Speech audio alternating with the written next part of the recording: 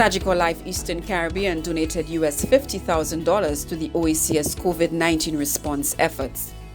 This funding is going directly towards the purchase of COVID-19 test kits to be distributed among member states.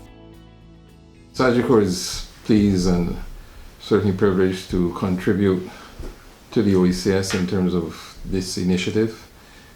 This is but a small part of the beginning of our contribution.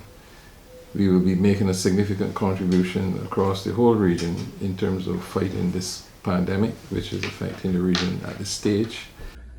Yet again, Sagicor has stepped forward with another contribution of $70,000 for the purchase of medical supplies needed in the fight against COVID. Sagicor Life Eastern Caribbean was the first regional entity to partner with the OECS on its COVID-19 response through a donation of US $20,000 used to procure half of the thermal testing kits needed by member states. Sagicor's Chief Executive Officer Donald Austin is pleased to partner with the OECS in confronting the COVID-19 threat. The company's cumulative contribution now stands at US $70,000.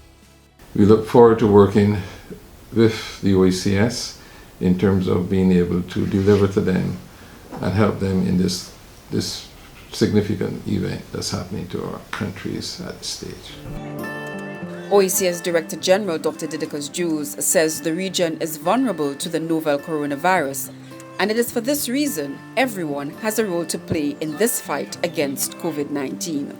And it is imperative that they play their part in efforts at early detection, early treatment, and early containment. I again point to the example set by Sagicor, thank them for this additional contribution, and appeal to other players in the industry to please play their part.